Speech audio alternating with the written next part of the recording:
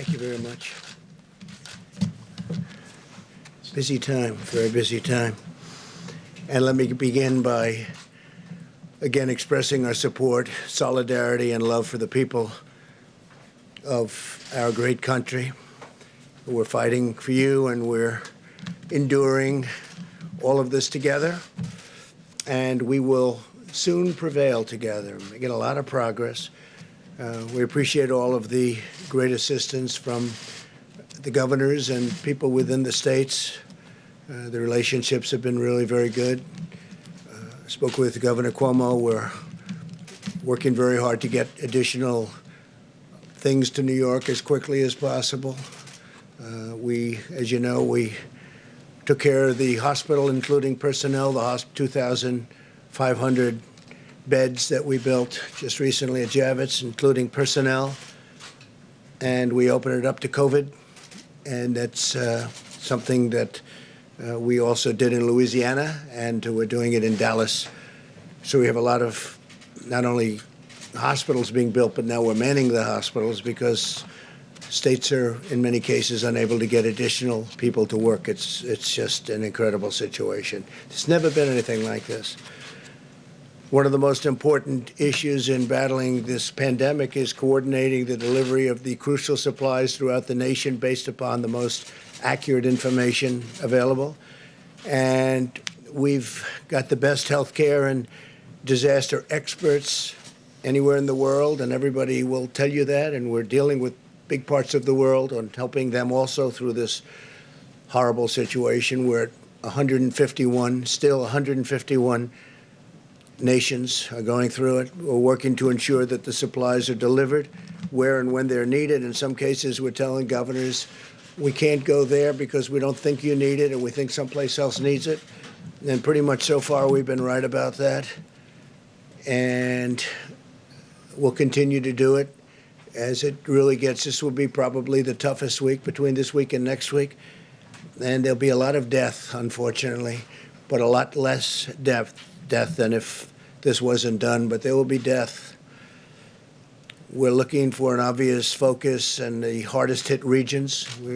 Some of them are obvious and some aren't so obvious. They spring up, they come, and they hit you like you got hit by a club, an area that wasn't at all bothered. You look at what's going on in New Jersey. The governor's doing an excellent job, by the way, but how that sprang up. Every decision that we're making is made to save lives. It's really our sole consideration. We want to save lives. We want as few lives lost as possible. It's therefore critical that certain media outlets stop spreading false rumors and creating fear and even panic with the public. It's just incredible. I could name them, but it's the same ones, always the same ones. I guess they're looking for ratings. I don't know what they're looking for. So bad for our country. And so bad, the people understand it. You look at the levels and approval ratings, and they're the lowest they've ever been for media. It's so bad for our country, so bad for the world. You ought to put it together for a little while, get this over with, and then go back to your fake news. During a national emergency, it's just essential that the federal decision makers cut through the fog of confusion in order to follow the facts and the science. Many hospital administrators that we've been in touch with, even in the really hot spots, you know what they are communicating directly with us that their level of supplies are meeting essential needs. And at the current time, they're really thrilled to be where they are. Whenever local shortages are reported, we're asking states to immediately meet the demand, and we're stockpiling large amounts in different areas, and we're going to be discussing that in a little while.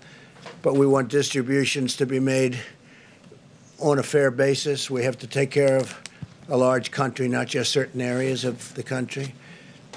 But no matter where, we've been there, and we've been there very strongly. I want to thank FEMA. I want to thank the Army Corps of Engineers. I want to thank our military for what they're doing.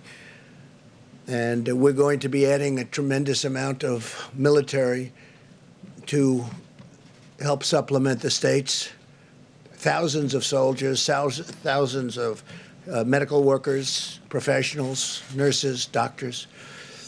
and it'll be a large number.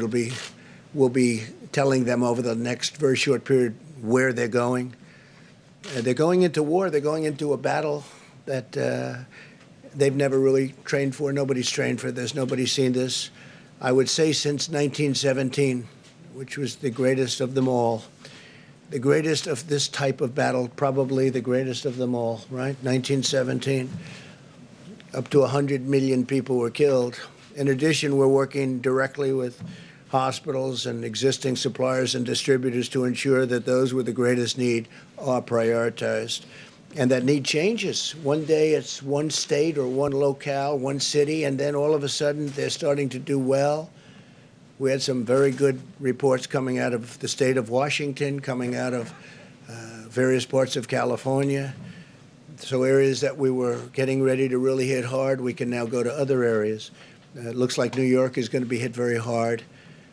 And Louisiana is just amazing the way it just spread up. And everyone's doing a good job, but they're going to be hit hard. Areas in the country that are not experiencing large-scale infections are requesting supplies beyond what their present circumstances require. And we talk to them, and we tell them, and we explain it, and for the most part, they're good with it. We think we're right. It's very understandable that officials would seek to get the most they can get for their communities. But the fears of the shortages have led to inflated requests. We have some states and areas where they're just asking for far more. I mean, look, we had one state asking for 40,000 ventilators. 40,000. Think of it, 40,000. It's not possible. They won't need that many, and now they're admitting they don't need that many, but we're getting as many as we can to them. Again, nobody's ever seen anything like this in terms of ventilators, in terms of protective equipment and uniforms and outfits. But it makes it more difficult for distributors to prioritize the real need. And it could intentionally, and, you know, look, everybody has proper intentions, but they want to make sure they're 100%. And sometimes when they know they don't need it, they want it anyway. It gives them that extra feeling of satisfaction, but we just can't do that. It's not even possible to think about it. And that's why, and we're a backup. Remember, we're a backup. We're the greatest backup that ever existed for the states, especially when we start getting into the hospital building business and getting into the medical center building business. When you see we built many hospitals, numerous hospitals in some states and medical centers. That's why my administration's been requesting actual usage numbers directly from the states and hospitals to meet their needs, because we want to be ready when the brunt of it comes, which is coming quickly. You see it. You see it as sure as you can see it. And when the brunt of it comes, we want to be ready to hit the area that needs it. We don't want to have spent everything in one area and they don't need it there to anywhere near the extent. So let me be extremely clear about one point. We will move heaven and earth to safeguard our great American citizens. We will continue to use every power, every authority, every single resource we've got to keep our people healthy, safe, secure, and to get this thing over with. We want to finish this war. We have to get back to work. We have to open our country again. We have to open our country again. We don't want to be doing this for months and months and months. We're going to open our country again. This country wasn't meant for this. Few were. But we have to open our country again. I just spoke with the commissioners, leaders of, I would say, virtually all of the sports leagues. Rob Manfred, Commissioner of Baseball, Major League Baseball. Roger Goodell, Commissioner of the National Football League. Adam Silver, Commissioner of the National Basketball Association. Gary Bettman, Commissioner of the National Hockey League. Jay Monahan, Commissioner of the PGA Tour. Kathy Engelbert, Commissioner of the Women's National Basketball Association. Dana White, the Ultimate Fighting Championship. Vince McMahon, President of the WWE. Don Garber, Commissioner of Major League Soccer. Steve Phelps, President of NASCAR. Michael Wan, Commissioner of the LPGA. Roger Penske, founder and chairman, Penske Corp., and Drew Fleming, president of the Breeders' Cup.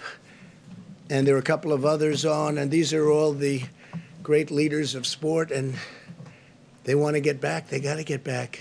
They can't do this. Their sports weren't designed for it. The whole concept of our nation wasn't designed for it. We're going to have to get back. We want to get back soon, very soon.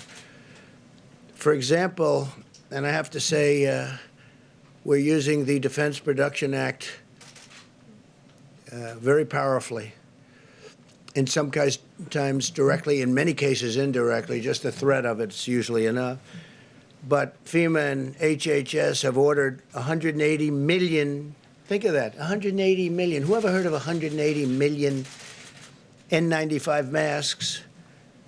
And we're working now with 3M to see whether or not that all works out, but we want them to help our country. And I think it's going to be okay. We're going to soon let you know. But we need the masks. We don't want other people getting it. That's why we're instituting a lot of Defense Production Act. You could call it retaliations, because that's what it is. It's a retaliation. If people don't give us what we need for our people, we're going to be very tough, and we've been very tough. Usually we don't have to use it, but we've used it plenty. It's turning out more and more, unfortunately, and it works very well. Our supply chain logistics task force, led by Admiral John Polovchek, who's doing a fantastic job, will ensure they're distributed to the healthcare and critical infrastructure workers in the areas with the most pressing requirements. That's the 60 million masks that we're talking about, and the 180 million N95 masks. 180 million. Who ever heard of 180 million masks? And this is an incredible thing. A lot of times, and we have to stop playing this game, if a governor wants 200 ventilators, and I say, no, we're going to send you 1,000. We think you need more than 200. And then the media meets with the governor, and they say, oh, you got more? Well, it's not enough. The president should have sent more. So he's asking for 200. We give him 1,000. They say, how's the president doing? He should have given more, because that's politics. That's politics. And that's unfortunate, because we can't play that game. And, you know, that's one party doing it, and the other party's happy. But they're all really happy, because they should have been doing this work themselves for a long period of time. Many of their cupboards were bare. With respect to the ventilators, FEMA and HHS continue to monitor the data on an hourly basis where provided by the states in order to most effectively target the distribution of supplies. We've been asking states to provide us with daily updates on the number of ventilators and their utilization rates, because some states have more ventilators than they need. They don't even like to admit it. They'll admit it when everything's over, but that doesn't help us very much. This data is vitally necessary so that we can ensure ventilators are getting to the right place at the right time. FEMA, HHS, DOD are developing resources within the next 24 hours. They will have a whole different set of criteria. Every day, it's different criteria. Every day, this horrible, invisible enemy changes a course. It changes course. If you were fighting the normal fight, you know what's happening. They hit one, they hit another, they hit another state, they hit areas that you didn't expect. But we're watching it and we're capturing it. Our goal is to stay several days ahead of the needs in each state.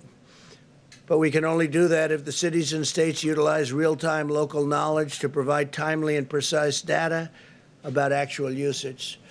So we have to be able to do that. And if a state has ventilators, as an example, that they know they're not going to need, they should give them over, and we should move them with the other ones. We have now 10,000 in our pipeline, and stockpiled 10,000 close.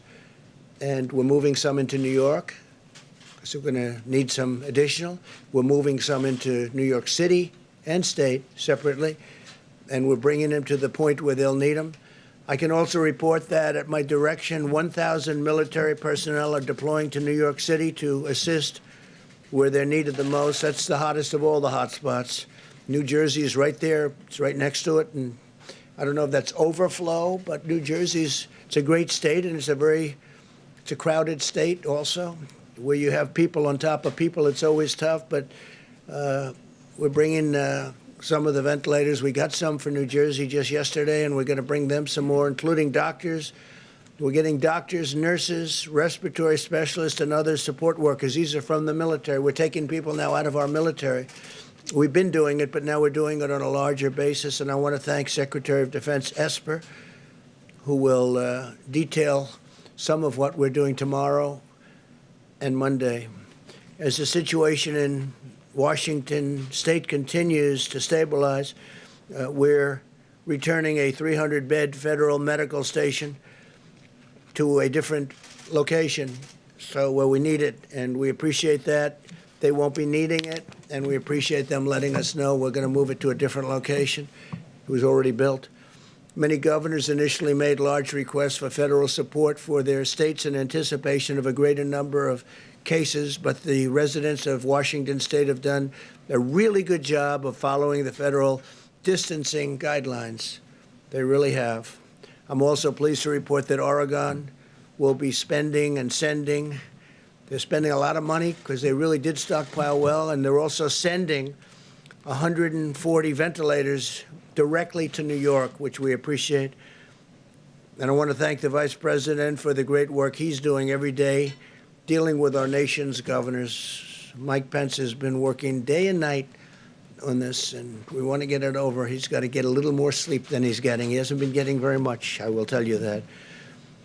And we're all in this together, and it's a beautiful thing to see how people are joining forces to help one another. They really are. In addition to our courageous doctors, nurses, and healthcare workers, I also want to thank the incredible food supply workers who are feeding our nation. I spoke just a little while ago to Senator Bozeman. You know Senator Bozeman. We all do. He's a great senator. He's a great person. We spoke just this morning, and we discussed how important it is to keep our farmers and ranchers, processors, and distributors in our nation's prayers. And I want to thank the senator for the incredible job he's been doing. And a lot of the senators and congressmen and everybody's working very hard.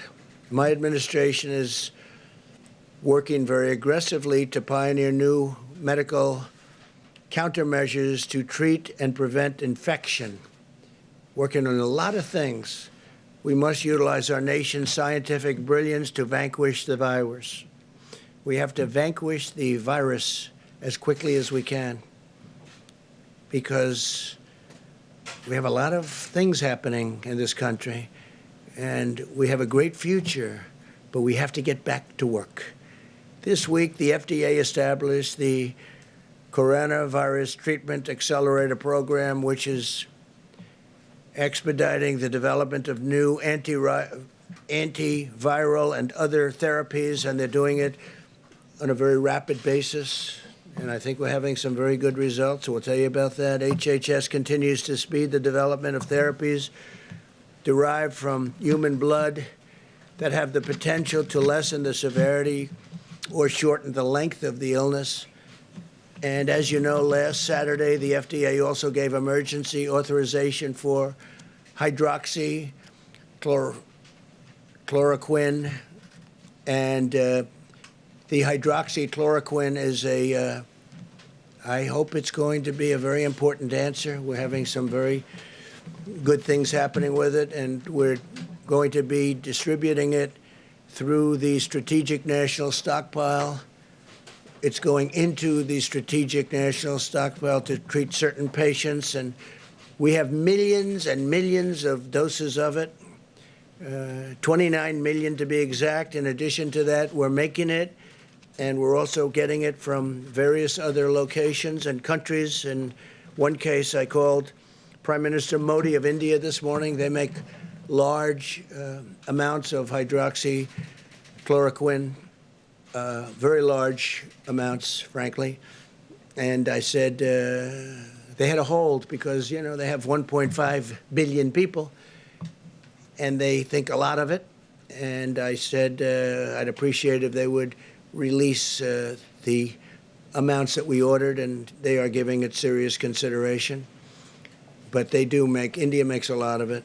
But we have already 29 million, if you look, I mean, that's a big number, 29 million doses. And we've got millions of doses that are being made here and many millions of doses that are made elsewhere that are being shipped here, and it will be arriving. We're just hearing really positive stories, and we're continuing to collect the data, but I'll just speak for myself.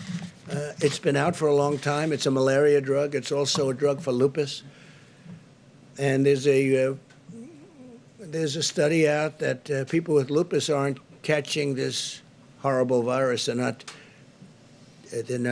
affected so much by it. Now, maybe that's correct. Maybe it's false. You're going to have to check it out. But there's a lot of very positive things happening with that. That's a game changer if that's the case. Obviously, we continue to work on the vaccines, but the vaccines have to be down the road by probably 14, 15, 16 months. We're doing great on the vaccines. I think Johnson & Johnson is leading, seems to be leading in terms of the studies, but we'll see what happens. But I feel good about that, but that's down the road. But tremendous promise with what's just been mentioned. In addition to that, Gilead Sciences has initiated a phase 3. That's down the line, meaning clinical studies of the drug remdesivir. Now, it's approximately 1,000 patients, which is a pretty good study. Other drugs are also being studied in patients. And this week, Oracle, great company, donated a new web portal. Larry Ellison, amazing guy, and platform to the government to gather real-time data on how patients are responding to the various new treatments. And they have a very sophisticated site, and we'll be learning a lot from Oracle, and thank you to them. We're also spending economic dollars like you wouldn't believe and speeding economic relief to American workers, families, and businesses. Yesterday, the Small Business Administration launched the Paycheck Protection Program to help employees keep paying their workers. In 24 hours, the Small Business Administration and over 1,200 lending partners processed over 28,000 loans. It's so far ahead of schedule, and billions of dollars. It's worked out incredibly well, and I want to thank Bank of America and J.P. Morgan Chase and a lot of the big banks that have been involved, and a lot of the community banks.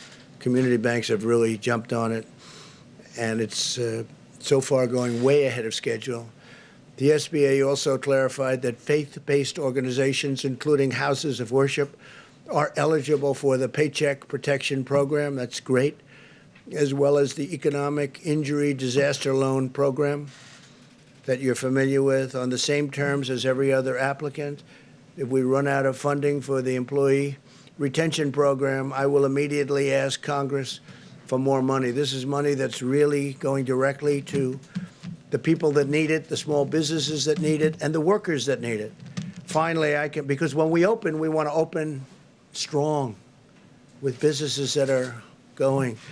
Remember, we had the greatest economy in the world, and then one day we were told we got to shut it down, stop it, tell everyone to stay home because of this horrible virus, and we did that. And we did the right thing, but now we have to open. We have to open our country. Finally, I can report that as of today, the State Department has successfully coordinated the safe return of more than 40,000 Americans stuck abroad on over 400 flights from 75 countries. Many of those countries were terrific in helping us, and I appreciate that very much. Some of them I had to call the leaders of the country, most of whom I know. And once I did, they snapped like you wouldn't believe. They really helped us great. So I appreciate that. So we brought back 40,000 Americans who were literally stuck in some countries with no chance of getting out. We got them back.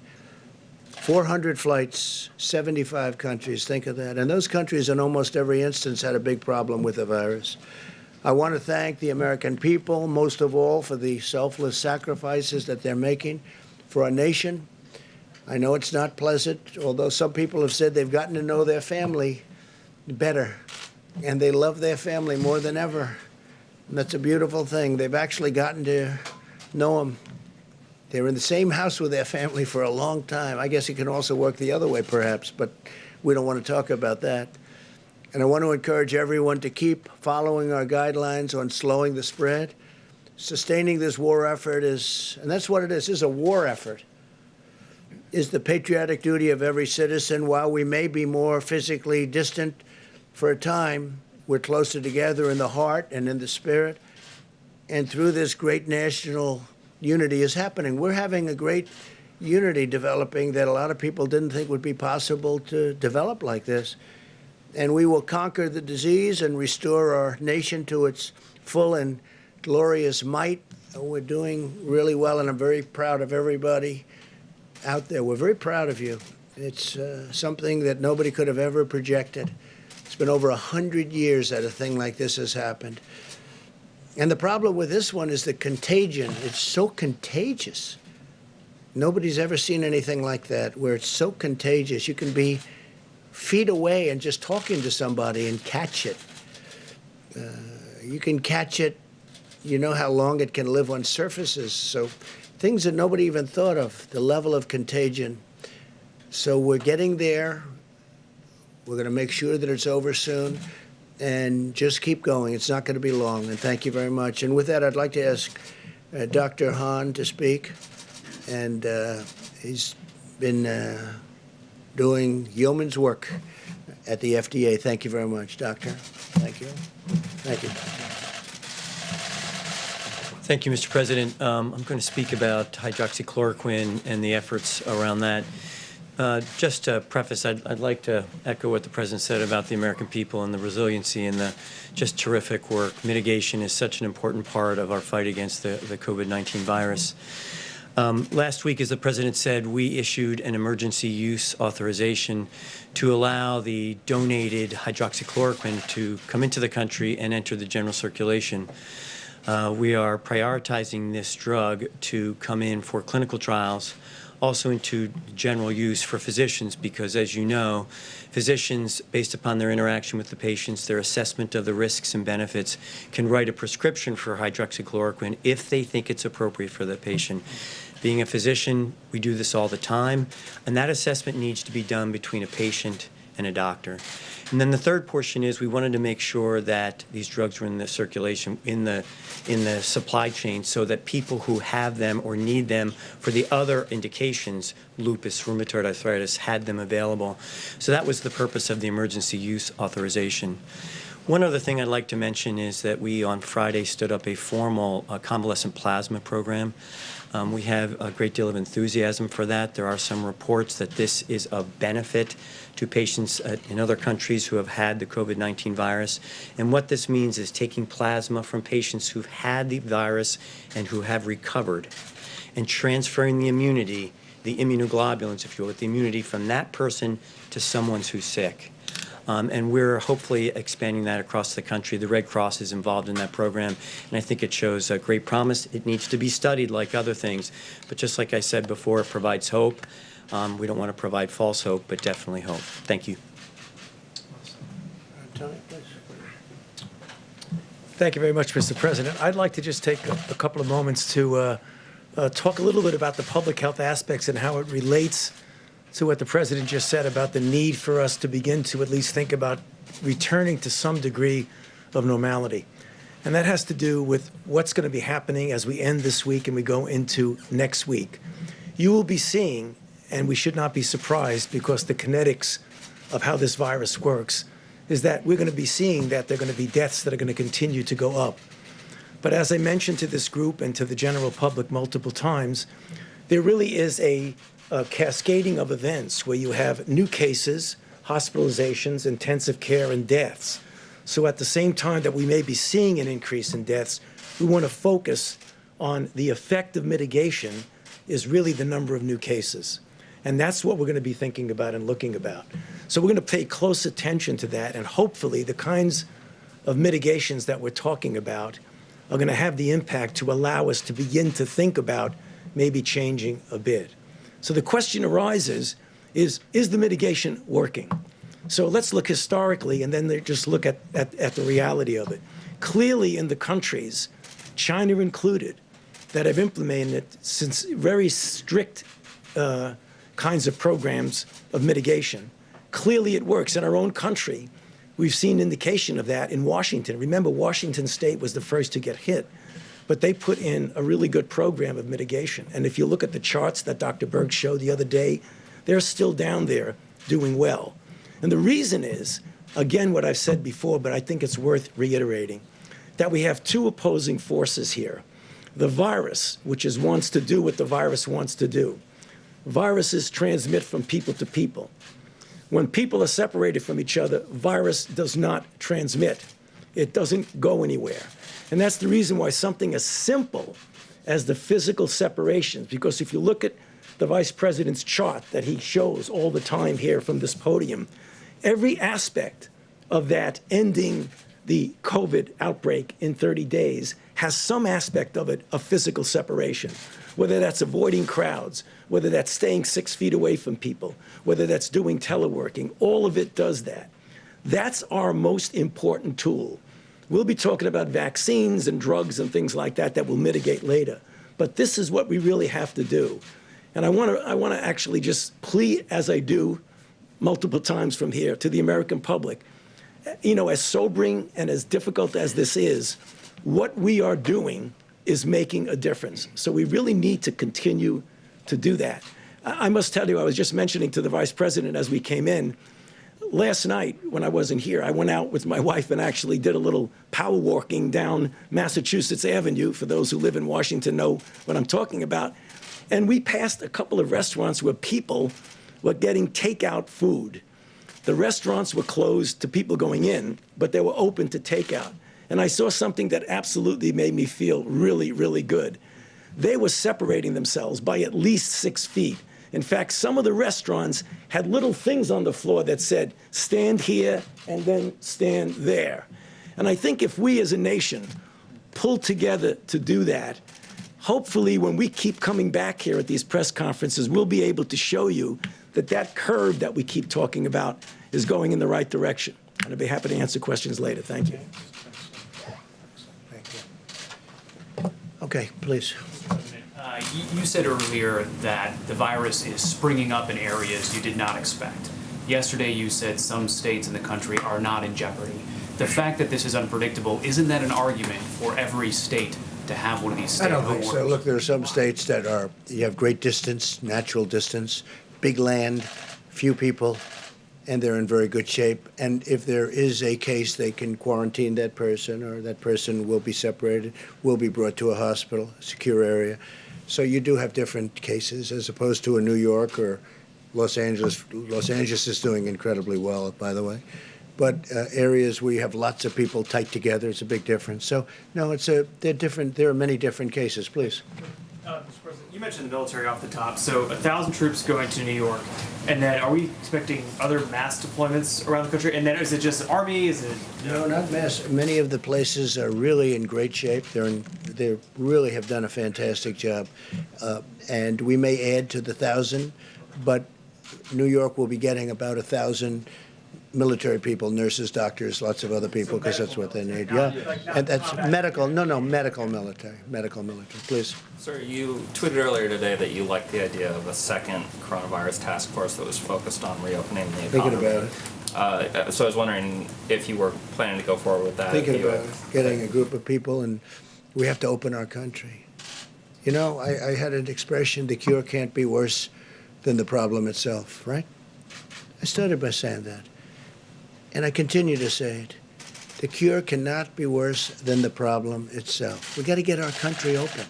In terms of reopening, can you talk about your call with the sports commissioners? Did you say you'd like to see people back, fans back in arenas in as soon as August? I want fans back in the arenas. I think it's by whenever we're ready. I mean, as soon as we can, obviously. And the fans want to be back too. You know, they want to see basketball and baseball and football and hockey. They want to see their sports. They want to go out onto the golf courses and breathe nice, clean, beautiful, fresh air. No, I think that people can be back I can't tell based you. on the I can't science tell that you a you're date, saying. but I think it's going to be sooner rather than later. But and you know, we're not going to have separation for the rest of our times on the planet.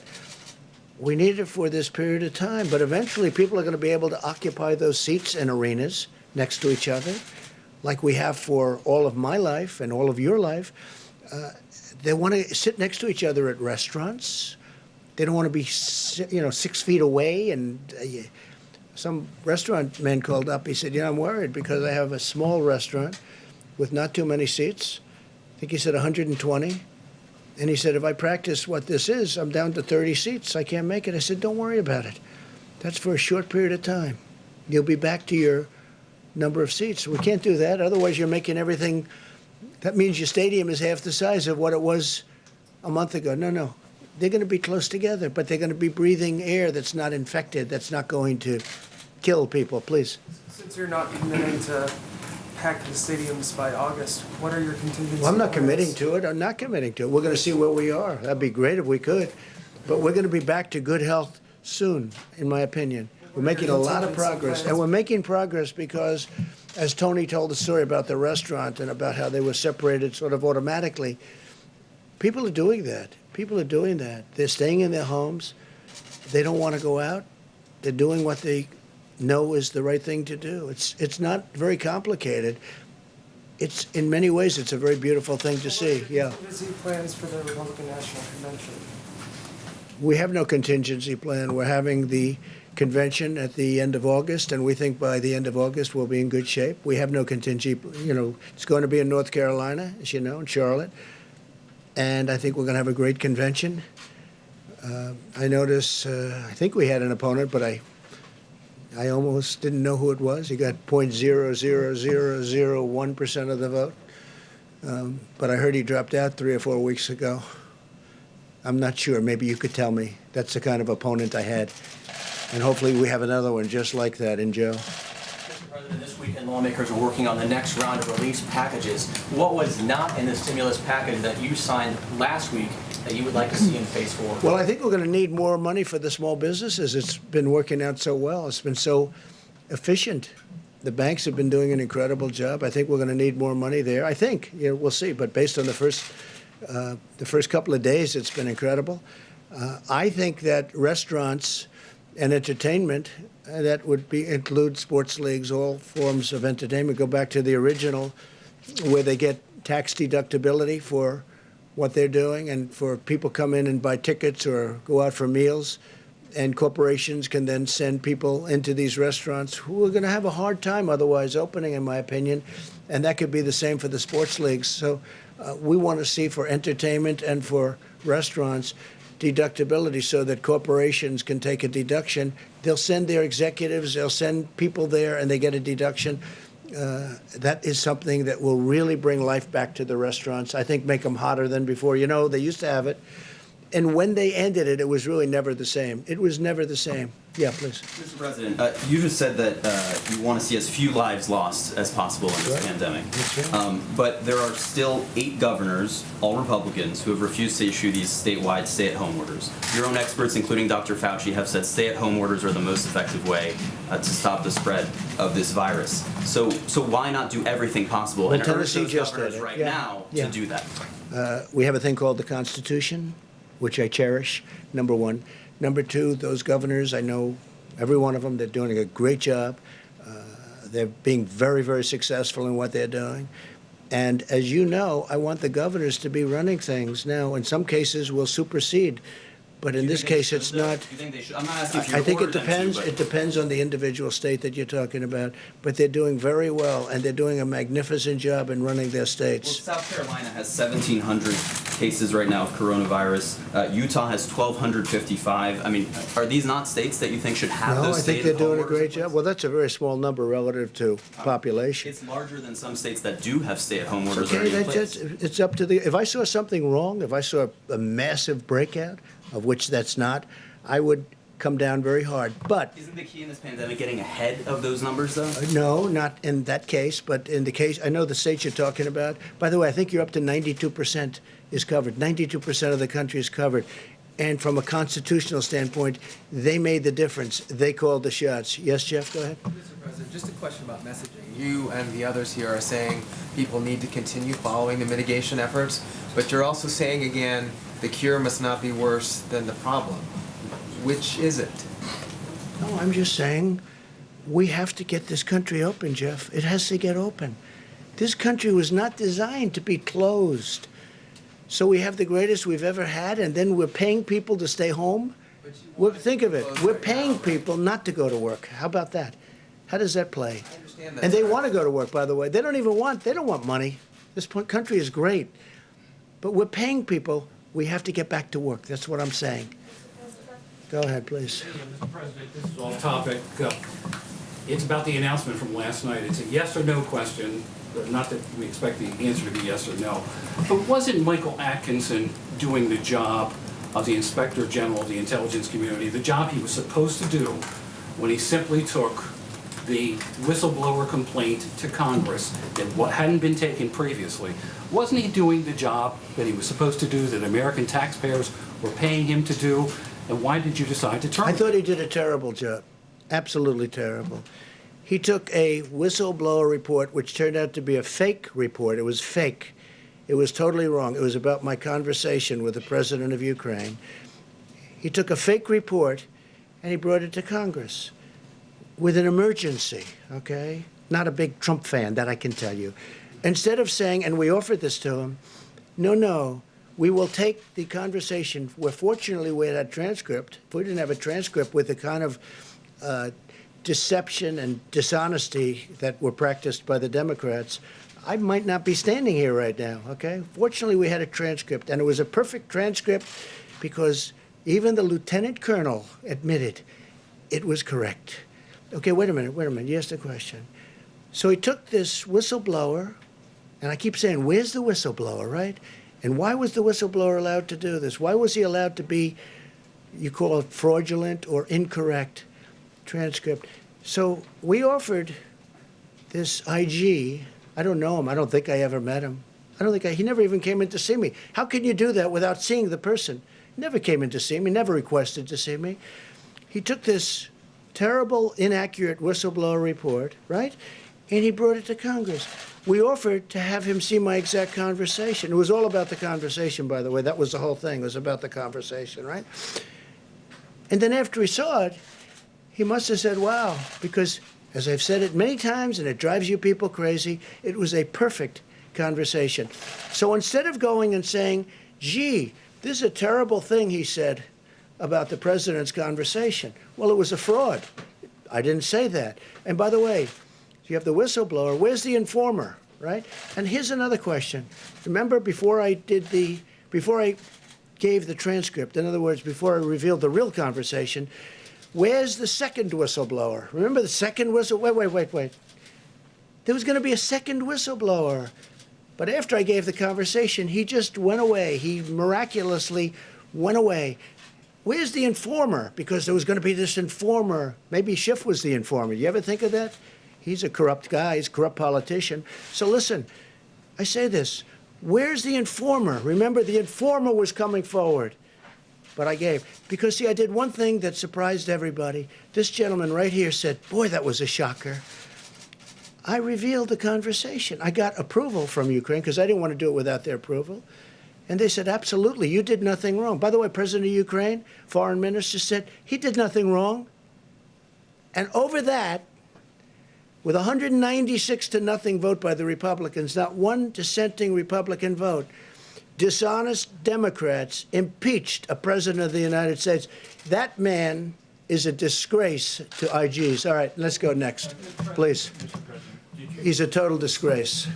Did you run by your decision to dismiss the Inspector General by Senator? Okay, we'll get off this because people want to talk about what we're talking about. But let me just tell you something. That's my decision. I have the absolute right. Even the fake news last night said he has the absolute right to do it. But ask him, Why didn't you go and see the actual conversation? There was no rush. He said, oh, we have to rush it. He even said it was politically biased. He actually said that. The report could have been, you know who the whistleblower is, and so do you, and so does everybody in this room, and so do I. Everybody knows, but they give this whistleblower a status that he doesn't deserve. He's a fake whistleblower. And frankly, somebody ought to sue his ass off. All right, it's enough of the whistleblower. Go ahead, please. The governor of New York today said that he is still desperate for ventilators and that he has accepted 1,000 of them from the Chinese government. Are you concerned that what he didn't say is, okay, let me tell you what he didn't say. Two very good friends of mine brought him those ventilators, right? Two very good friends of mine. They brought them. If you'd like their name, I'll give you their name. But should states and No, but cities have the to governor rely didn't on mention China that. and Russia It came to supply? through the Chinese, the country of China. But they were given by two friends of mine. But he didn't tell you that. Now, the governor also, you'll see when you read the letter, the governor also asked for 40,000. 40,000. He wanted 40,000 ventilators. Now, the governor, as you know, had a chance to get 16,000 a few years ago. He decided not to get that. The state of New York has asked for help.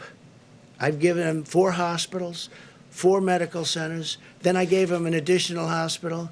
Then I gave him military people to operate the hospital. They were not supposed to be COVID hospitals. The ship is not. Interesting thing happened with the ship. People aren't in accidents because there's nobody driving. There's nobody taking motorcycle rides down the West Side Highway at 100 miles an hour. People are away. So people aren't being injured. Now they're asking whether or not we could open up the ship for COVID. We have given the governor of New York more than anybody has ever been given in a long time. I'll just say, I was going to say in history, but in a long time. And I think he's happy. But I think that, because I watched what he said today, and it was fine. I wouldn't say gracious. It wasn't gracious. It was okay. I must tell you, Gavin Newsom has been gracious.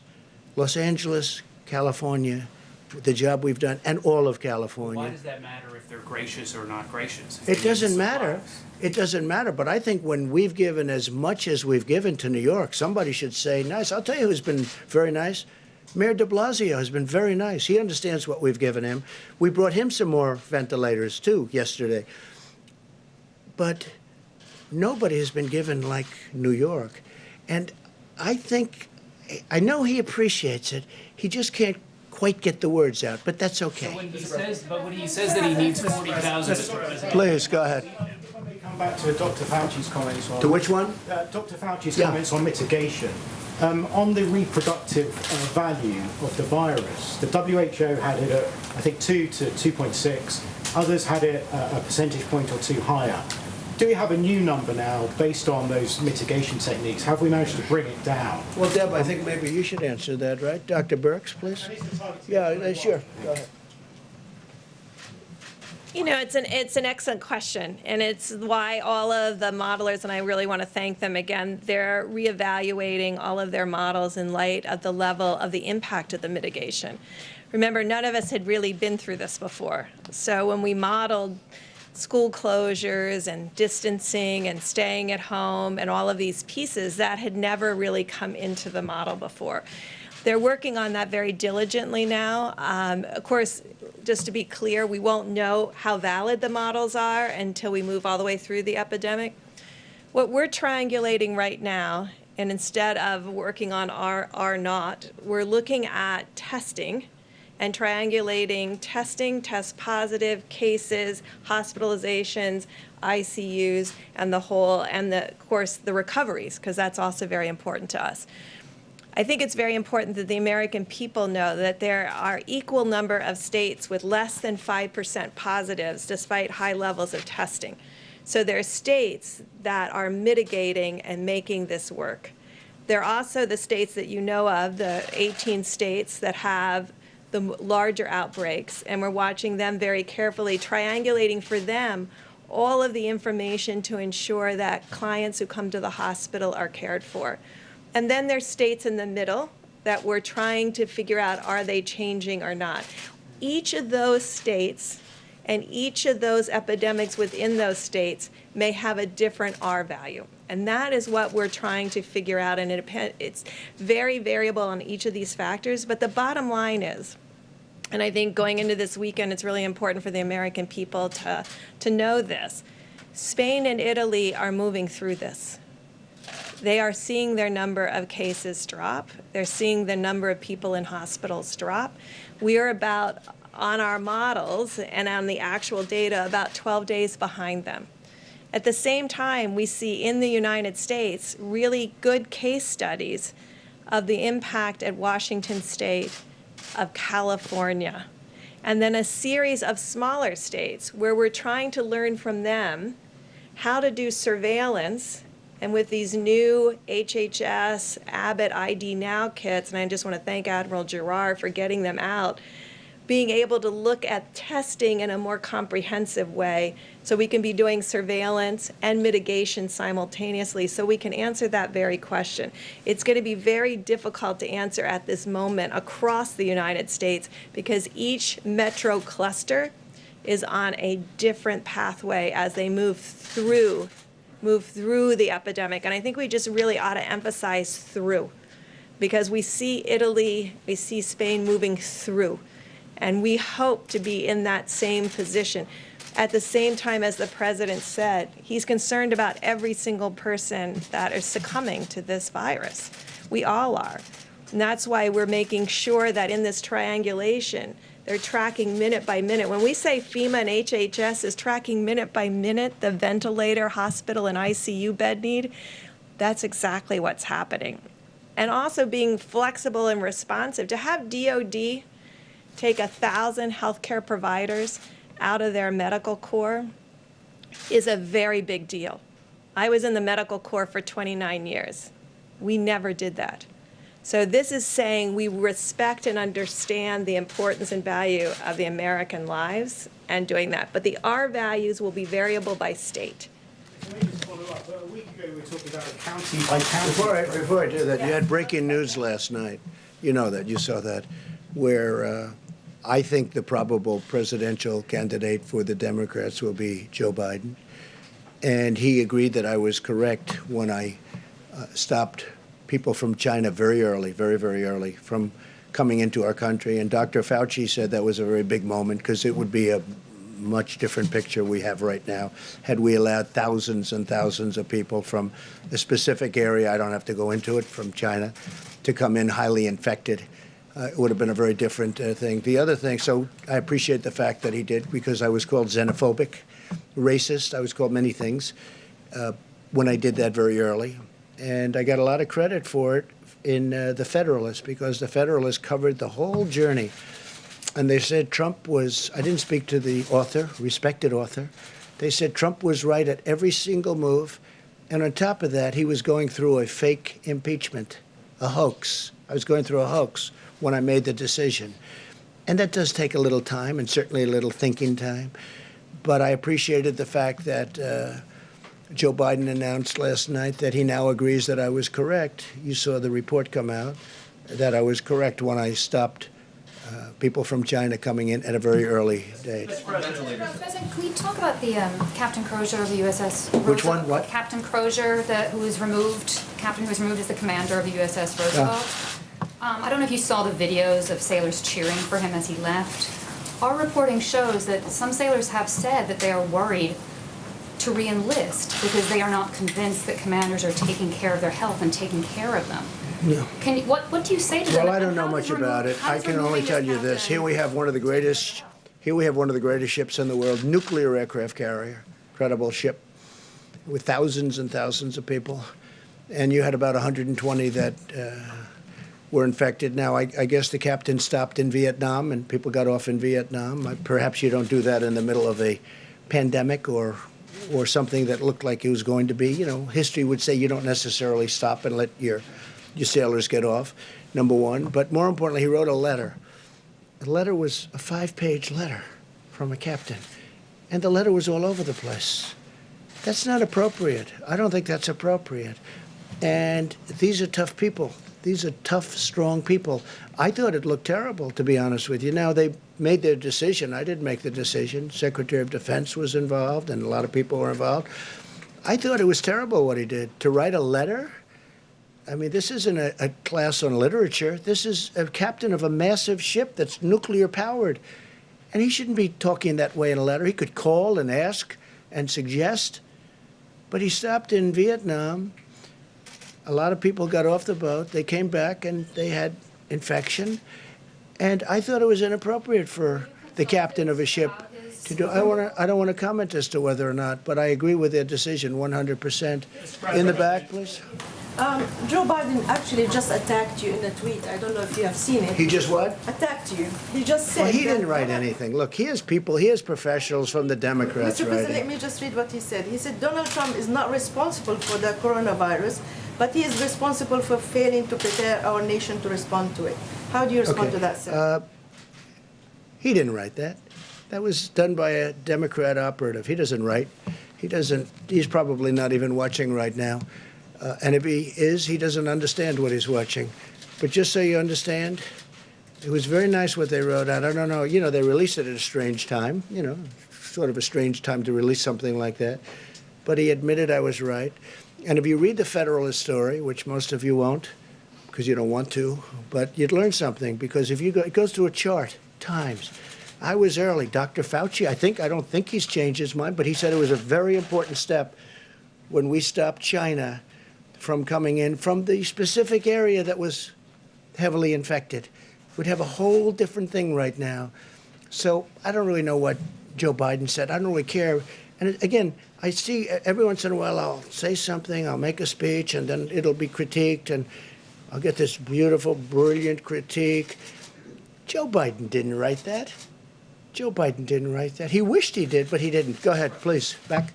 Sure. Wanted to ask Dr. Fauci a quick question. China has warned of a resurgence of the virus. Has the U.S. developed a plan if, in fact, a second wave of the virus does, in fact, occur here in the country? Yes, we do. I mean, one of the things that obviously is parallel with thinking about the possibility, as I mentioned a little while ago, about mitigation allowing us to turn the corner very much on the front burner, is what happens when we do, because the risk of there being a resurgence is real.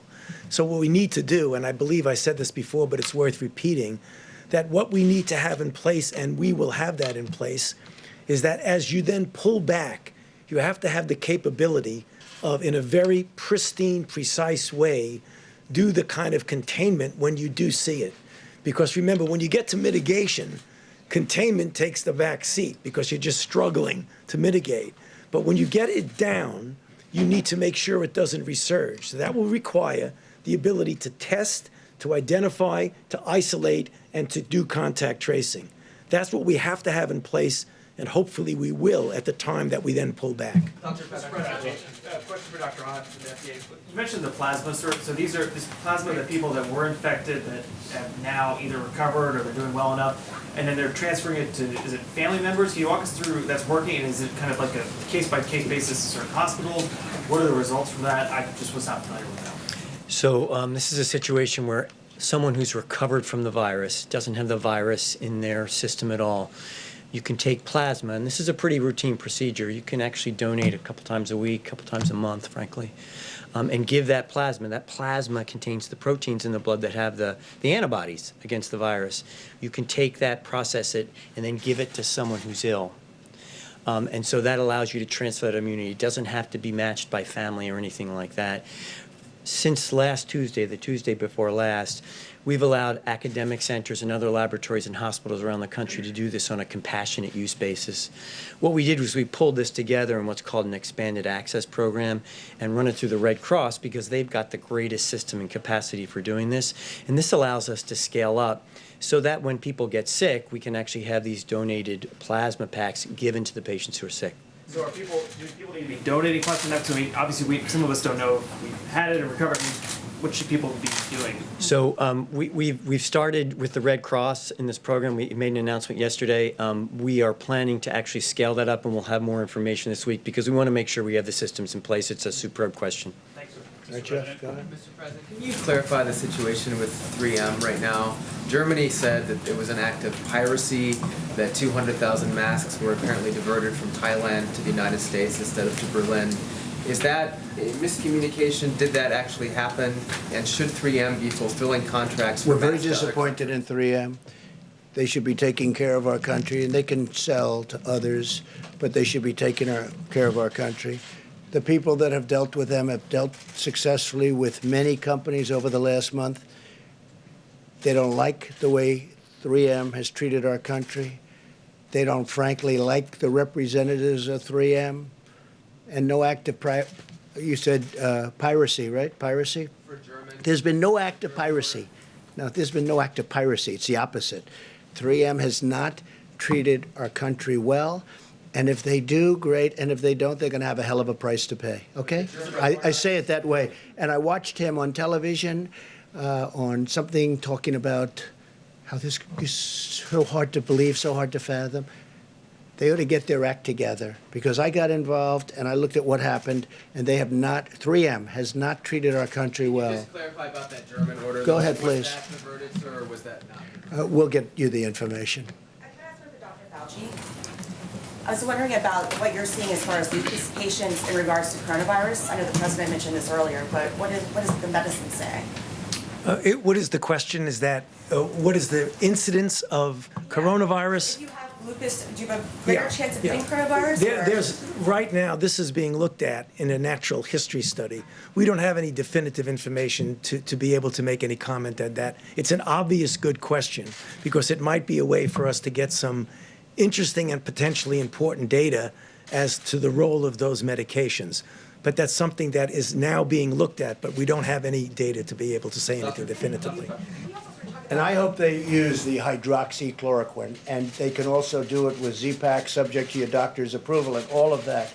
But I hope they use it, because I'll tell you what do you have to lose? In some cases, they're in bad shape. What do you have to lose? It's been out there for a long time, and I hope they use it. And they're going to look at with doctors, work with doctors, get what you have to get. But we have it stockpiled, and we have a lot of it, and we're getting more of it. And as I told you, I spoke to Prime Minister Modi. We're getting more of it, but we have a lot of it. And I hope they use it, because it's been used for a long time, and therefore it's passed the safety test. FDA has been terrific. Dr. Hahn, I appreciate it very much, too. But I've seen some results. Now, it's early, I guess. It's early, but... And they should look at the lupus thing. I don't know what it says, but there's a rumor out there that because it takes care of lupus very effectively, as I understand it, it's a drug that's used for lupus. So there's a study out there that says people that have lupus haven't been catching this virus. No, maybe it's true, maybe it's not. Why don't you investigate that? And there's also other studies, with the malaria, that the malaria countries have very little people that take this drug for malaria, which is very effective for malaria, that those countries have very little of this virus. I don't know. You're going to check it out. But I think people should, if it were me, in fact, I might do it anyway. I may take it, okay? I may take it. And I'll have to ask my doctors about that, but I may take it. Yeah, please, go ahead. Mr. President, last week, the last couple of days, you've been really optimistic about Russia and Saudi Arabia coming together on the deal on oil. But in the last 24 hours, the OPEC Plus meeting's been pushed back. They've traded some really critical... Well, OPEC can do whatever. Look, I've been against OPEC all my life. Because what is it? It's an illegal, you could call it a cartel, you could call it a monopoly, there's a lot of different names for it. But it broke down very violently. Very violently. So I don't care about OPEC. I really don't. I couldn't care less about OPEC. Let me just say, no. I think they're going to settle it. You know why? Because they're going to be destroyed. They're destroying themselves if they don't. Russia, it's a very important, and we had a very good conversation, President Putin and myself, very good. But Russia, a big part of their economic well-being is from oil. Well, oil is at a record low. Nobody's ever seen anything like it. It's actually lower than you even think. And it's to their advantage. Obviously, it's to Saudi Arabia's advantage. They told me they're discussing, Saudi Arabia went much further than that. He thinks that a deal is going to be made. at 10 million barrels reduction, and maybe more than that. He actually indicated it would most likely be much more than that. So we'll see what happens. I mean, we're going to see what happens. But as far as OPEC is concerned, I mean, I was against OPEC for years and years because I thought it was very unfair to our country.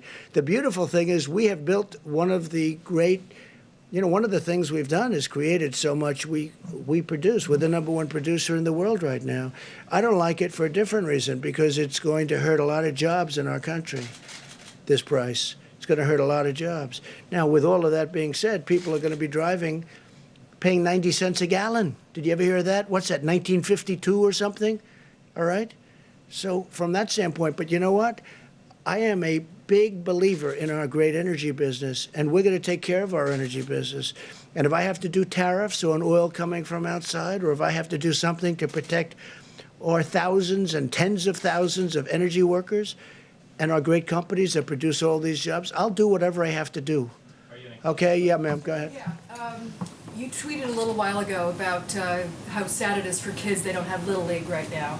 And I'm wondering if you're willing to share about your youngest son and how he's dealing with life and sheltering in place, not going to school, no sports.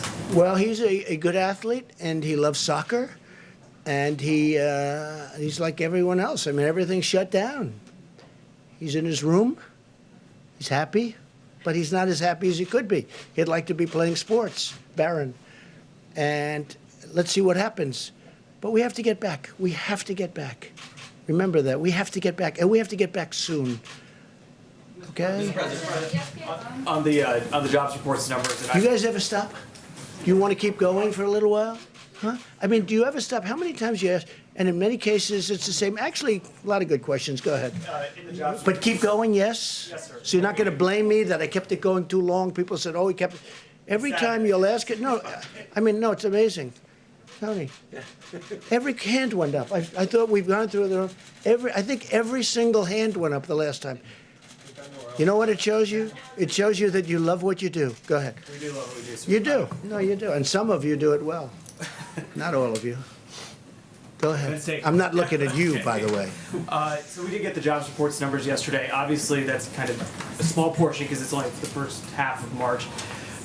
Was there anything in there that was any sign of optimism? Obviously, we all saw the numbers, down in retail, down in hospitality. Was there anything that you said, okay, maybe with this virus we will see some sort of net gain?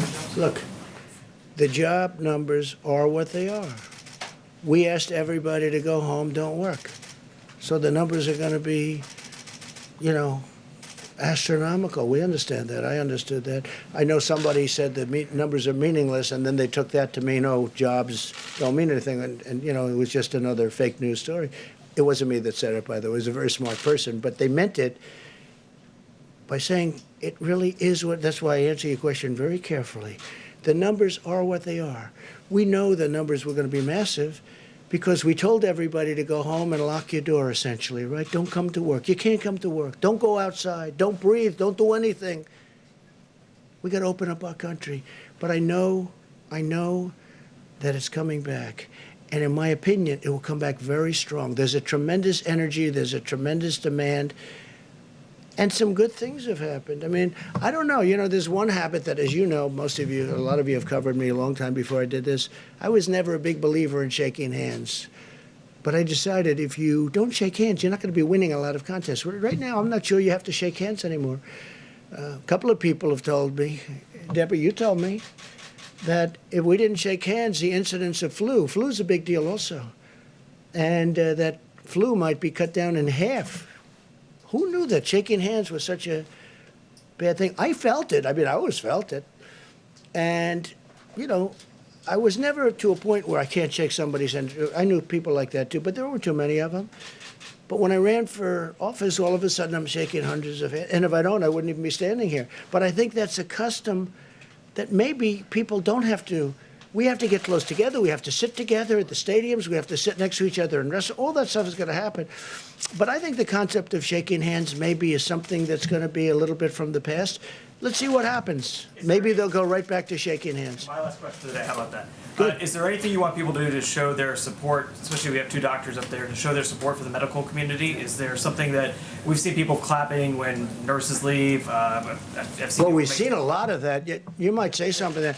I have seen such support. I saw this morning where everyone's they're clapping for fire department, they're clapping for police, but they are really these people are, you know what they're like? They're like, Tony, they're like warriors, Mike. They're like warriors. They were going into Elmhurst Hospital, which has been tragic, right near where I grew up in Queens. Going in, and the people in buildings are going, I mean, they're the rock stars. They're warriors. Nurses, doctors, first responders, what they're going through. And they don't even know what's going to happen. I mean, they go in, and by the way, even if they have great equipment, they're catching it. You know, great equipment. They have good equipment, they catch it. They catch it with good, with bad. It is evil. But Tony, you might say something, and Mike, you may say something about that. Yeah, I'm glad you brought up that question, because I don't think people can really fully appreciate the extraordinary effort of these people. I mean, it's amazing. I did all of my medical training in New York City in a big, busy New York City hospital at a time when it was just what you normally see in a hospital. I came to NIH, and I spent about 5 to 8 years in the very early years of the AIDS epidemic, which was just the darkest years of my life, because almost every single one of my patients died. And yet, as we knew epidemiologically, that there was very little risk. There was a small risk, but very little risk of getting infected from a patient. To see now what these brave warriors are doing in the hospitals, not only giving life-saving treatment to people, but every single day putting themselves at risk for themselves and their family, I just think that the American public owe a phenomenal debt of gratitude for these people. How do you want them to show that? And they should just salute them at every ways you can. You know, when we were at war, and at the height of the war in Afghanistan and Iraq, when you're at an airport and you'd see somebody with a uniform come by, everybody would do that. I think that's what we should do when we see healthcare workers, just applaud them. Pretty much what's happening. Mike, please.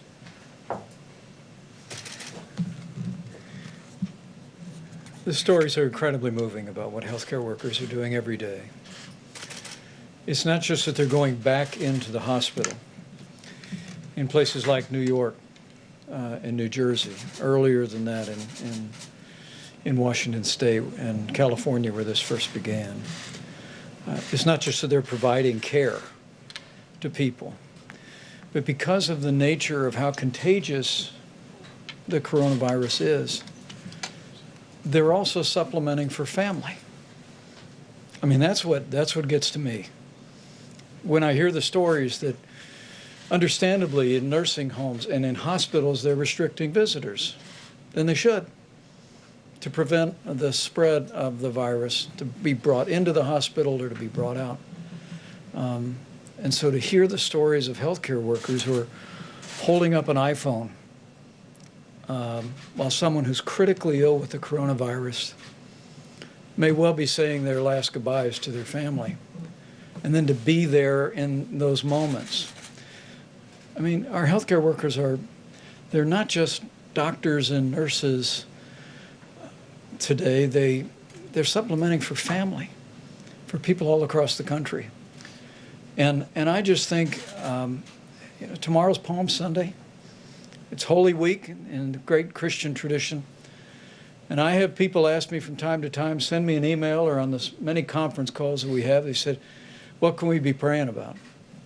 And my first thought is with the families who have lost loved ones and the patients who are struggling with coronavirus. But during this very special week, I just encourage people to pray for our healthcare workers. Pray for them and their families. They are really the hands and feet every day, not just of healthcare, but of the heart of the American people. And we are all grateful for them every hour of the day. And think also about the Army Corps of Engineers. That's a little different, depending on where they are and where they're working. But the Army Corps of Engineers, throwing up a hospital in New York City, 2,500 beds in 3 days? I mean, think of that. And FEMA, what they're doing. And the National Guard is now delivering for the states because the states were unable to get, we'd drop it at a big warehouse where we're told to drop it.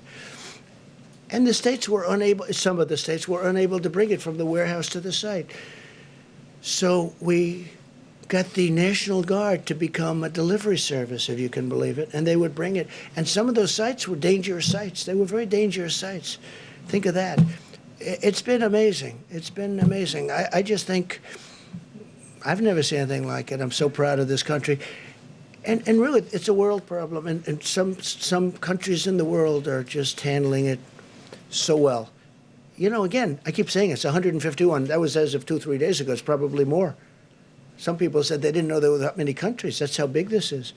And Mike said something else. So, yeah, Palm Sunday, tomorrow. Think of it. We're not going to churches on Palm Sunday. But think of next Sunday, Easter. And I brought it up before. I said, maybe we could allow special for churches. Maybe we could talk about it. Maybe we could allow them with great separation outside on Easter Sunday. I don't know. It's something we should talk about.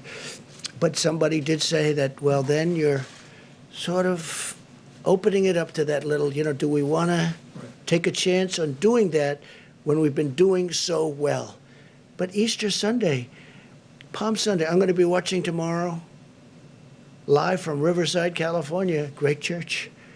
But I'm going to be watching on a computer, right? On a laptop.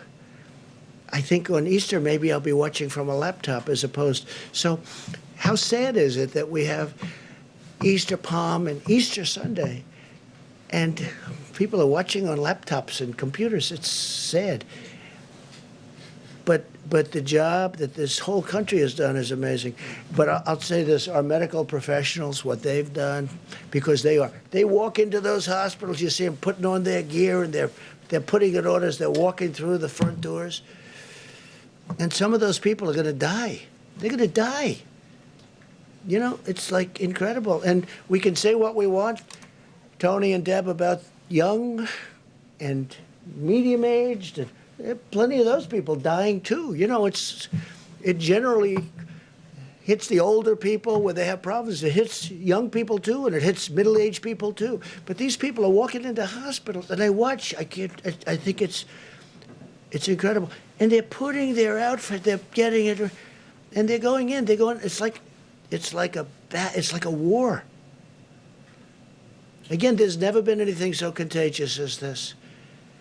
In 1917, it was vicious if you got it, but it wasn't contagious like this. Now, in 1917, had they had the internet and all the means of communication, they could have practiced distancing. You know, by the time people started thinking in those terms, they lost, I guess, 75 to 100 million people. So that's modern, you know, that's a modern day great thing that happened. Please. Yeah, just on antibodies. To what extent do you think that you can use antibody tests to determine who can go back to work and how? Well, I don't know. I'd rather leave that to the doctor. Doctor, do you have an answer to that? You think it'll be a tool? We think it'll be a tool to help us get people back to work. It'll be additional information because, as you know, if you have an antibody, that means you were exposed and have recovered from it. That, with the information about diagnosis, should help.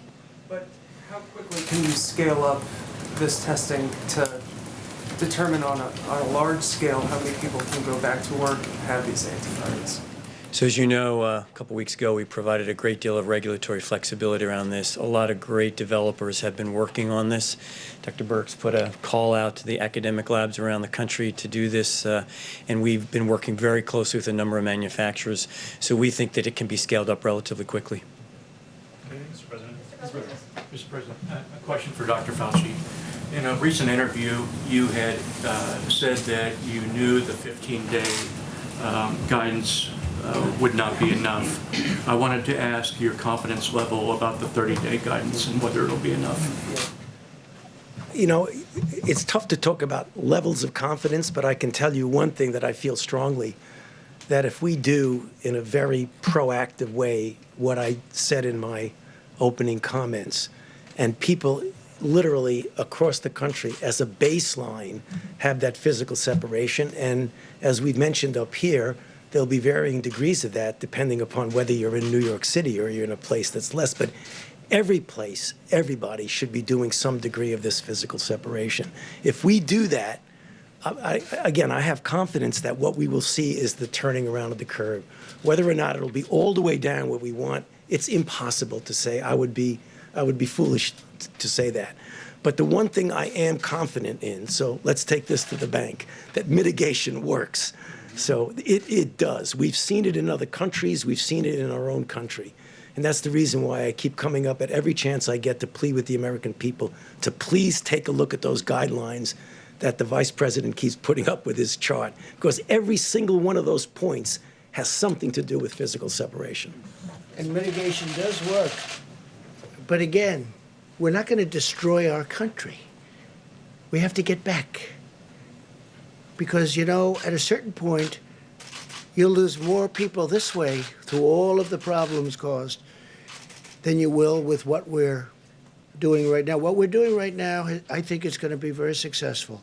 But you know what? I don't know. We have a big decision to make at a certain point, okay? We have a big decision to make. We went this extra period of time, but I said it from the beginning, the cure cannot be worse than the problem itself, and we cannot let that happen. We have an incredible country. We were having the greatest period in our country's history from an economic standpoint in many other ways. We cannot let this continue. So at a certain point, some hard decisions are going to have to be made. Go ahead. Mr. President, ventilator manufacturers are doubling, tripling, even quadrupling their production in some cases. That's true. And yet medical experts and some of these manufacturers are predicting that there will still be shortages of tens of thousands of ventilators.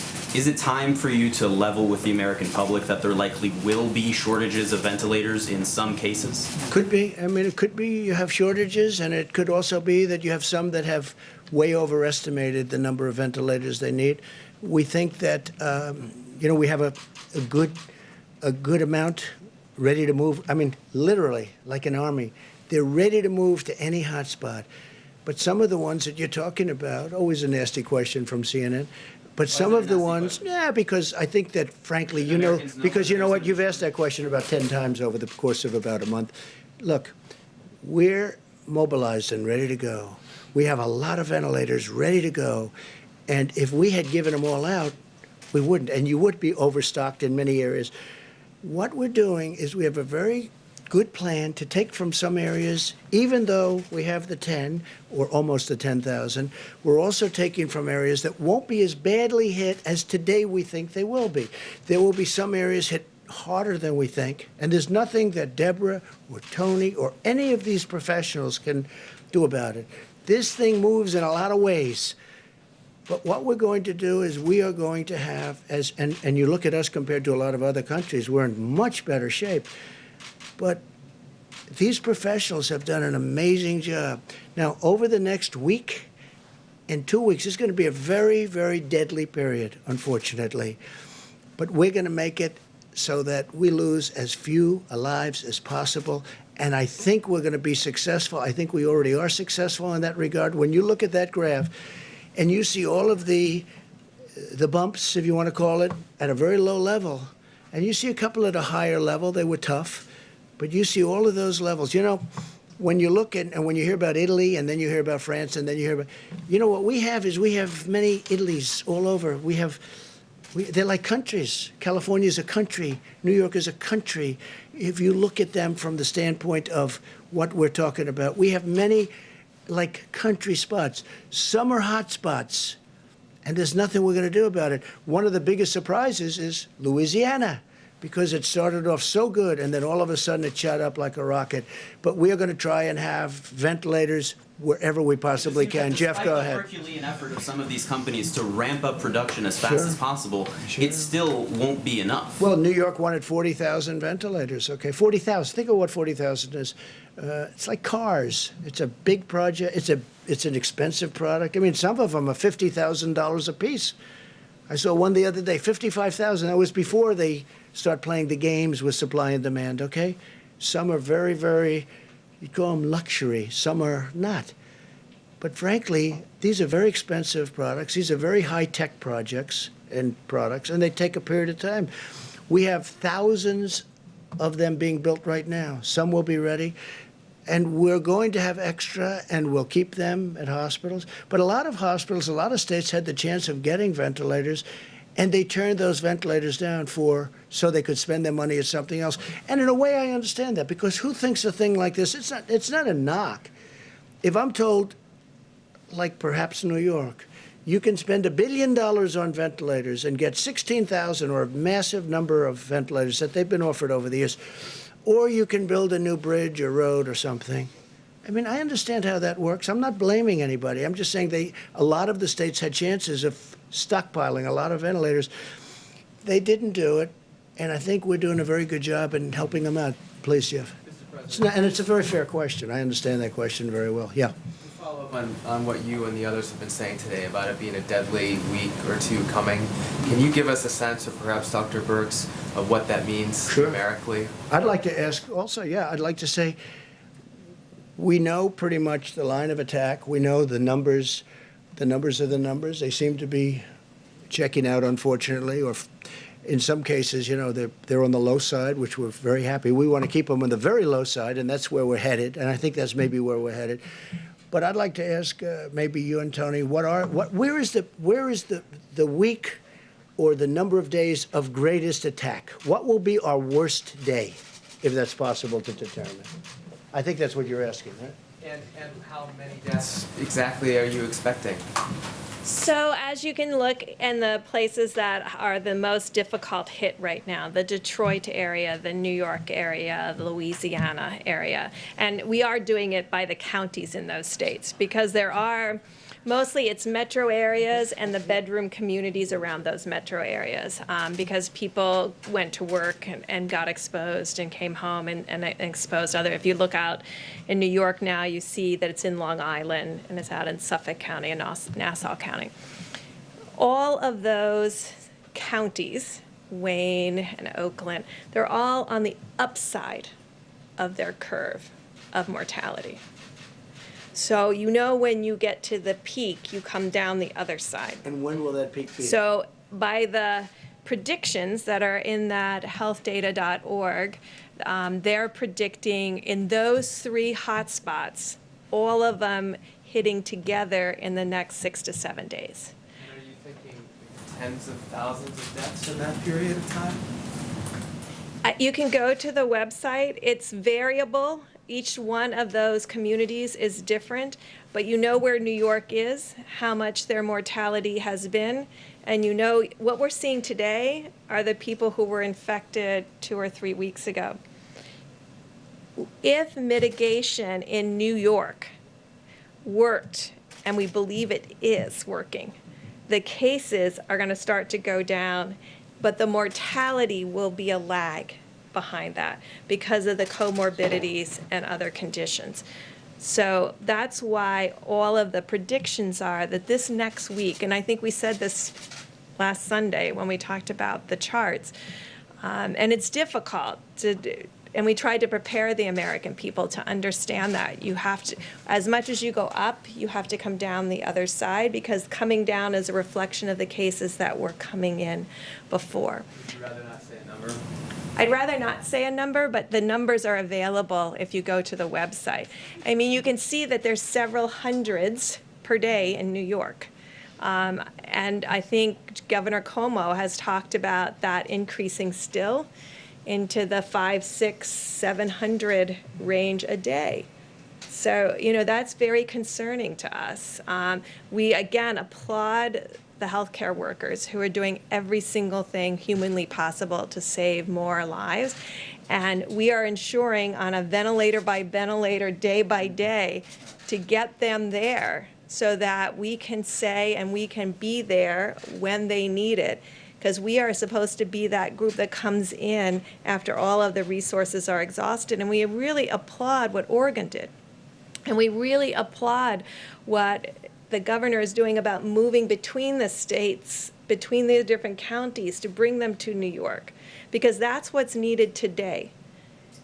A different place will be needed tomorrow. You mentioned, just to follow up on something apparently you said yesterday, that you had some concerns about Pennsylvania, Colorado, and Washington, D.C. Could you expand on that? We're watching them because they are starting to go on that upside of the curve. We're hoping and believing that if people mitigate strongly, the work that they did over the last 2 weeks will blunt that curve, and they won't have the same upward slope and peak that New York, New Jersey, Connecticut, and part of Rhode Island are having. So this is a very important, the next 2 weeks are extraordinarily important, and that's why I think you've heard from Dr. Fauci, from myself, from the president and the vice president, that this is the moment to do everything that you can on the presidential guidelines. This is the moment to not be going to the grocery store, not going to the pharmacy, but doing everything you can to keep your family and your friends safe. And that means everybody doing the 6 feet distancing, washing your hands. No, so, I mean, ditto to everything that Dr. Berg said, but also to emphasize why it's so important to do that, because we're looking at 3 or 4 really key hotspots that are still going up. It's absolutely essential that the ones that are down at that lower level that Dr. Berg showed the other day, those communities where they're still going up, we've got to make sure we don't have multiple waves of peaks.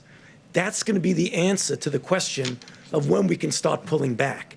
Because if you keep having multiple peaks and different waves, that's going to make it very difficult.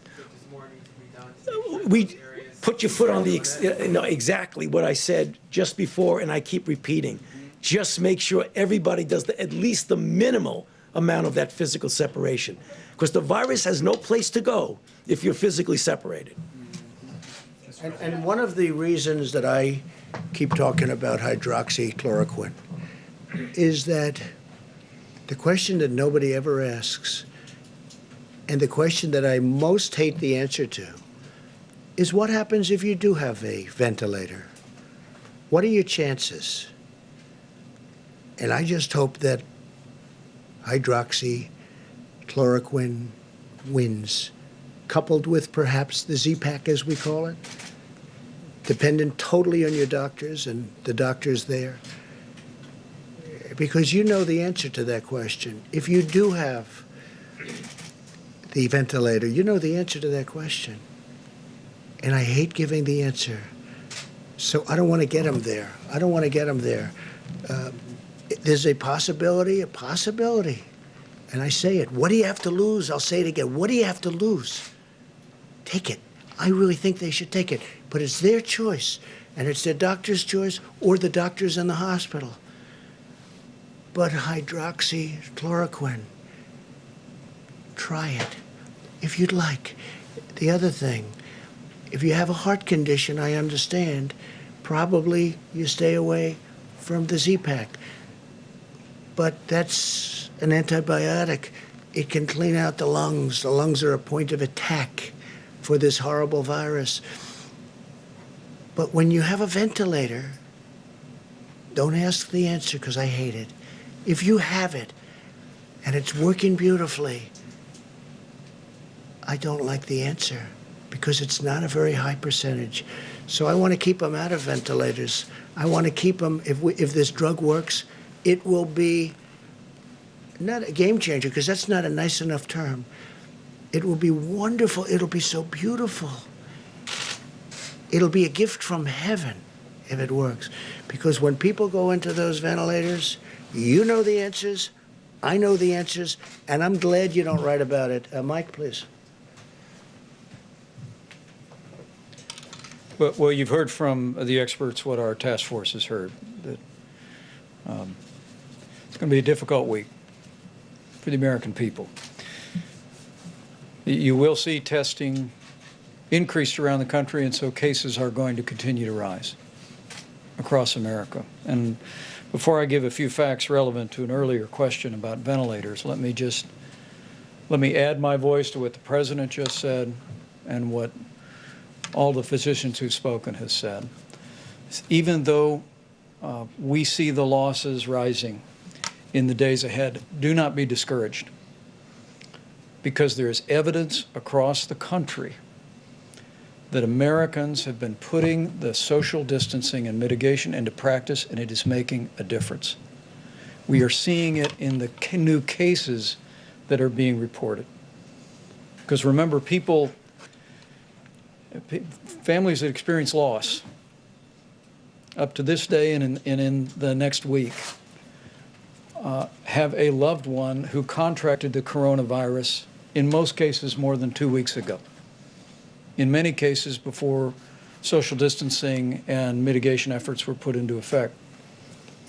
And so we want to encourage you, believe in the President's coronavirus guidelines for America. Go to coronavirus.gov, print them off again, put them on the refrigerator, and remind yourself to put them into practice. On the subject of ventilators, if I can amplify the point the President made, our team at FEMA is doing a remarkable job working with governors, state health officials, and local hospitals, particularly focused on our priority areas. We'll refer to the New York metro area, which includes New Jersey and Connecticut. We're focused on the New Orleans metro area in Louisiana. We're focusing on Detroit. We're focusing on Chicago. These are the areas where we see the significant rise in cases. And we are surging supplies, specifically ventilators, but all personal protective equipment from FEMA to those areas. And just to give you a couple of examples, I spoke to governors in New York, New Jersey, Louisiana, Massachusetts, Michigan, and Maryland today alone. And in those cases, Governor Cuomo is actually assessing all of the available ventilators. We've sent 4,400 ventilators already to New York. As has already been referenced, they're going to receive a shipment of over 1,000 from overseas. And allow me to say, as I told her personally today, the governor of Oregon, Governor Kate Brown, her unilateral decision to send 140 ventilators because Oregon, they felt Oregon today is in a place where they could give those ventilators to New York, to me was in the very highest American tradition of loving your neighbor. And when I talked to Governor Cuomo, Mr. President, he actually told me they never asked Oregon for the ventilators, and Governor Brown hadn't even called him to tell him that she was doing that. It really is remarkable. When I talked to Governor Hogan today, and the President and I will be speaking to all of America's governors on Monday again, I told him how inspired I was and how he ought to spread the word to other governors in areas where they can spare resources to be joining with us at the federal level and providing them to states at the point of the need. But just a few for instances. As we track New Jersey, as I told Governor Phil Murphy, we deployed 200 ventilators to New Jersey today. Louisiana, where we're monitoring literally hour by hour what's taking place in New Orleans with some encouraging news, but still great challenges. Yesterday, you heard the President say that we deployed 330,000 gowns that have been delivered to the public health systems and hospitals there, 200 ventilators. I spoke to Governor Charlie Baker today and was able to inform him. We're watching Boston area very closely. 100 ventilators are deploying today. I spoke to Governor Gretchen Whitmer today. Detroit is experiencing a significant number of cases. We're watching it carefully. And today, FEMA directed 300 ventilators to Michigan. Again, as the President said, we're all working our hearts out. But what I want to say to American families and what I want to say to healthcare workers is that we are going to identify the resources, leave no stone unturned, and we are going to focus resources on those areas in the order that they emerge. Now, the last thought is back on mitigation. We are hoping that we do not see other major cities in the country experience what Seattle experienced, what greater New York City area is experiencing, what New Orleans is experiencing, and that's all in the hands of the American people today. So I just want to encourage you, coronavirus.gov, put into practice the President's coronavirus guidelines, and you will do your part. to save lives, protect the American people, and ensure that we will have the resources to meet this moment wherever the need should arise. Mr. President, you spoke earlier about the SBA loan program that got up and running yesterday, but we're hearing from a lot of small business owners a lot of concerns about whether they will get this money. Some say some of the banks weren't ready yesterday to start processing loans. Some banks are layering, and some We're banks way are ahead of schedules. The banks have been great. layering extra JP restrictions Morgan on Chase, Bank of America, they're so far ahead. This is typical with you in particular. We hear they're behind. They're not behind. It's been flawless so far, far beyond our expectations. You should say, I hear you're doing well, but maybe, I don't even hear of any glitch. They've done billions of dollars of loans to small business. And these are great loans. These are loans that get immediately paid off. These are loans that get businesses back. I wish you could ask a question where something's working so well. Now, maybe things won't work well, and I don't mind that kind, but where something's working so well, and you ask a question in such a negative way, it's doing great. Yeah, go ahead. It's doing great, really good. Maybe it won't in 2 weeks, and I'll respond differently, but it's doing great. You know it, and so does everyone else. Everyone's shocked how well it's doing. Has mentioned in the Who did? past, Dr. Burks. Yes. Some demographics such as seeing that men might be more susceptible to the virus, seeing in Europe more cases among the between 30 and 50 class. Has the data that you've seen in the past 2 weeks changed that assessment? Are men more susceptible? I don't think it's changed much, has it? No, same pattern as Europe. Same pattern, same answer that we've given you That for the includes last. folks more adversely affected than what we've seen in Asia? No, tomorrow I'll bring you all the graphs back so you can see it. We can bring an updated graph, but it's very similar. Please. Mr. President, a few days ago you talked about possibly restricting flights from hotspots. Where are Yeah. you on that? Where's your thinking? We're looking at it very seriously. Right now, we're dealing with governors, we're dealing with airlines, we're dealing with a lot of different factors. It's a very difficult decision. We're also doing testing, getting into planes, very strong testing. States are doing testing of people that leave planes because they don't want to have people coming in who are infected. So understanding that and the level of testing has been enormous, okay? And some states are saying you have to go in quarantine for 2 weeks if you come from certain areas.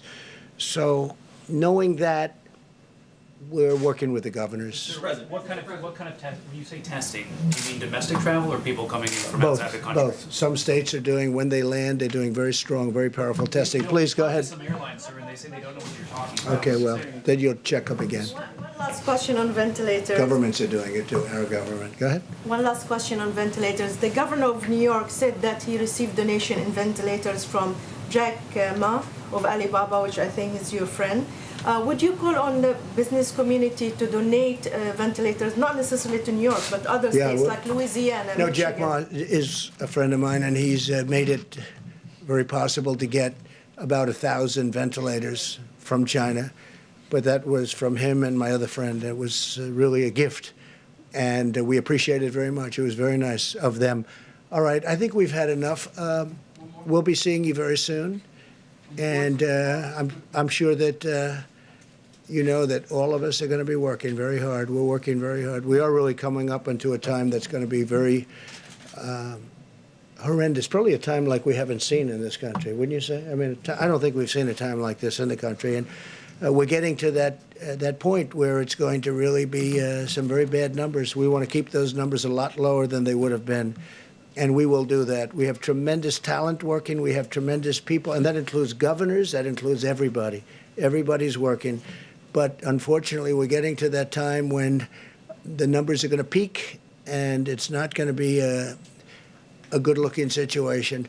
I really believe we probably have never seen anything like these kind of numbers, maybe during the war, during a World War, a World War I or II or something. But this is a war all unto itself, and it's a terrible thing. We will be seeing you soon. We'll keep you totally abreast. We're also going to be releasing new ventilator numbers because we have a lot of them coming and a lot of them going to different locations, and we appreciate it very much. Thank you. Thank you. On testing backlog? Dr. Brooks, just a quick question. Are we in that 24-hour window yet?